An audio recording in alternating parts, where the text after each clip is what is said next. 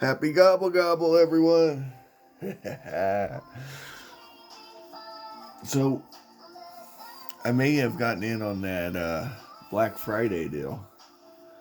Yeah, may have bought a few things, you know, and I may just want to show them to you guys. What do you think of that?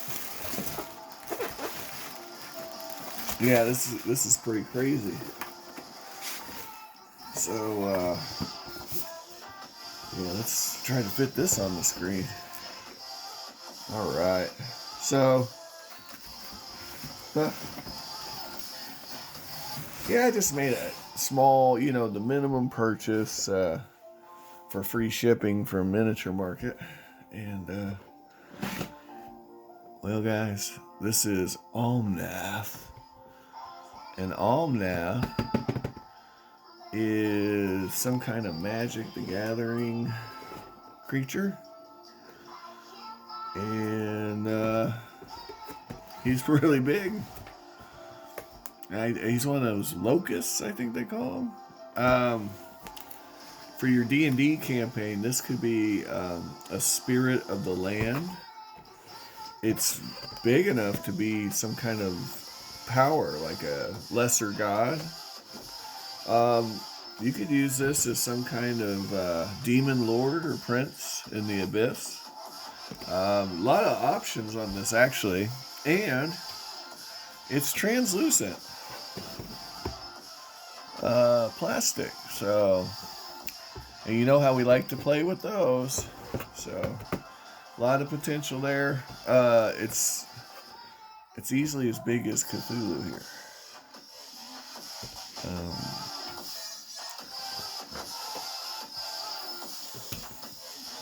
Yeah, to give you guys a little idea of what we're working with. Anyway, $23, Miniature Market. I think they're the same price at Atomic Empire, but I was buying from Miniature Market. So no harm, no foul there. All right, next up is a dragon. And for the price, I mean, don't get me wrong. The sculpt on this isn't my favorite. I actually looked at it pretty close, and it's not a great sculpt. But the price is on par with one of your Reaper dragons, and I think the bases on these are a little better. The built-in base, but I'm not a huge fan of the pose. So if you can find the Reaper dragons, I'd go with them. But it's not bad. It's not bad. I was looking at it, I was like, what could this be? And I'm thinking it could be a bronze. Like some kind of really big bronze dragon. But as always, it could be some sort of, gym dragon. Probably a sapphire by the look of it. So you could paint it up that way. As far as Magic the Gathering, you can make it what it is, but I don't know what role-playing applications Dragon God has. Eva, do you like the Dragon God? You like the Dragon God? Are you a big fan? Are you a big fan of Dragon Gods? I like Dragon Gods too, you know? They're just really nice to have around the house. Yeah. I saw this. I don't play Starfinder, but I do have I did buy a bunch of miniatures in this scale for an in-space adventure I was running in 3.5 using that Fantasy Flight Star Command or something. I can't remember. I think that's what it was. Anyway, this is the scale I was using. I was using Star Trek and Star Wars miniatures that I caught on sale. So this is a really cool scale to have spaceships in. So it just gave me more spaceships in case I ever do decide to run another campaign in space. And I don't know. I thought they were pretty cool. It's the Starfinder miniature set. So there you go. I did see they had on sale the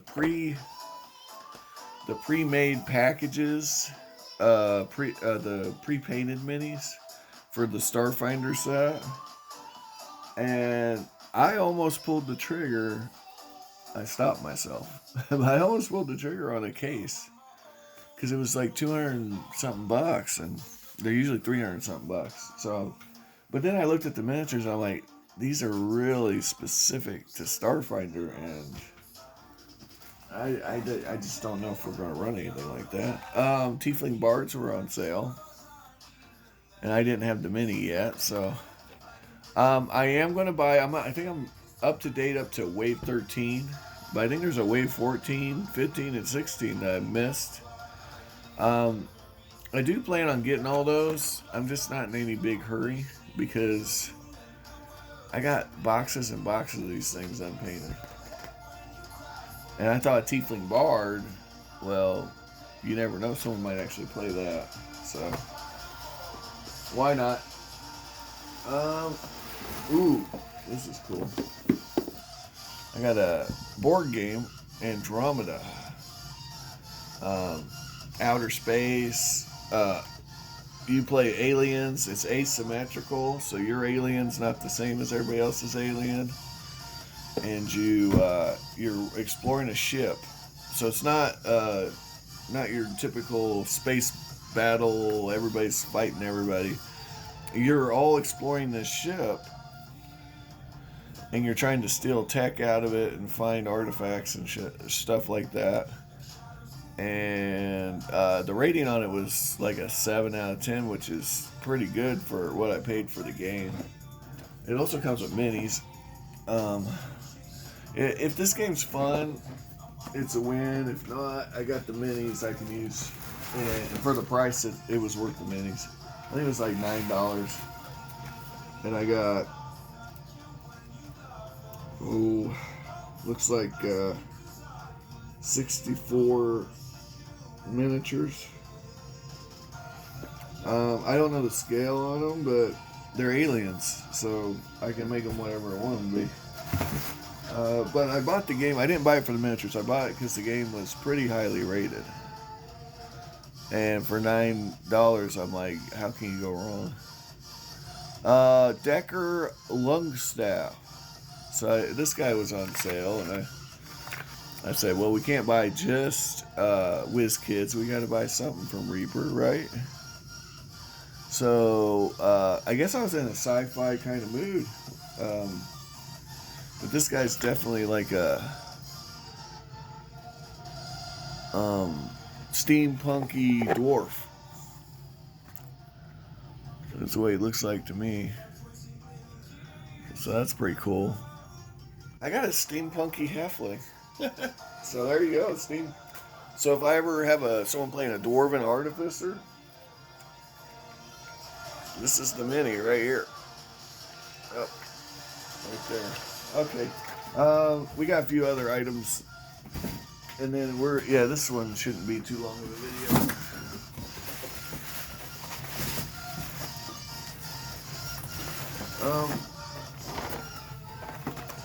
I have these already, but I want some more. I might actually leave these out to be painted. Flumps, because who doesn't love flumps? And you guys remember on the back of these, you can cut these renders out and use them as paper 2D minis. You know, that's going to give you 4 flumps for the price of 2. Just a little heads up. If you're on a budget, man, that's the really good thing about the WizKit stuff. They give you a free 2D standee in every box. Okay, trebuchet. So I have trebuchet. This thing's upside down. You see that? It says trebuchet, but it's like, in order to be upside up, The trebuchet has to be upside down. That's kind of wild. Anyway, I got the trebuchet. It's a big old trebuchet. Um, like this is a honking. Like all the other trebuchets I have are about a quarter as big as this. So this is like your giant scale. You're taking down a castle kind of trebuchet. Something really big and grandiose. Um, you could literally use this for a whole adventure, like a siege adventure. Yeah, it could be your target. Take out this trebuchet, which is wreaking havoc on our walls within this many turns, or else the enemy gets in the walls, and then right. So you're trying to save the city, or conversely, you have to defend the trebuchet. You're the attacking party. You're part of the army. Um, you could run a campaign. I've always thought where your fighters are part of an army. It's you're going to be kind of rigid, but you could be like special agents. You could get little shadow ops, and those warriors could in turn hire non-warriors to help them complete these shadow op missions, right? And then occasionally you'll get called into the fray, like for big battles, like what we're talking about. So you are the soldiers, and you've enlisted your party to help you, and your job is to defend the trebuchet so that you can get this wall knocked down. And then next stage, you're a part of the breach as well. So you're moving to the breach, and you could do a whole campaign that way. If it's a religious order, you could go with paladins and priests. Or the wizards, they could be part of some elite corps. The rogues, they could be like irregulars, like conscripts. Maybe not trained, seasoned soldiers, but definitely dangerous still. Or they could be part of the elite Assassin's Guild or something to that. I mean, you can play it a lot of different ways. And you could actually create a elaborate system where every class is represented in the military structure. Yeah, that could be fun. Anyway, hope you like. If you guys want me to open any of these and give me a closer look or something, by all means. I also got some books. There was a card game I got that I had, Arkham Horror, the card game, and I got an expansion for that. That was $10, but they're normally like 15, 20. So anyway, I got these dust manuals, these books, for $2 each. I own a bunch of these games that I got. If you guys are looking for a cool World War II fantasy game, so like I was looking through this, and all the Nazis are zombies, so it's not historically accurate, but maybe it is in a sense. But yeah, it's got some cool artwork. So even if you were just looking for like inspiration for how to paint something. I mean, let me open this up real quick for you so you can kind of see what I'm talking about here. You could look at these photos for inspiration, and it's got actual miniatures from the game. And you could look at that and say, hey, I'll paint my mini that way. Here's a nice example. So, just $2, just for the artwork.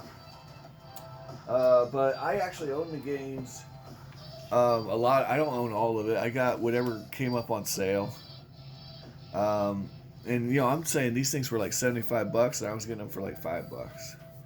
So I went ahead and got them. It's Fantasy Flight, so I don't think I can go wrong. Guys, have an amazing day. I hope you find all the miniatures of your dreams while you're awake.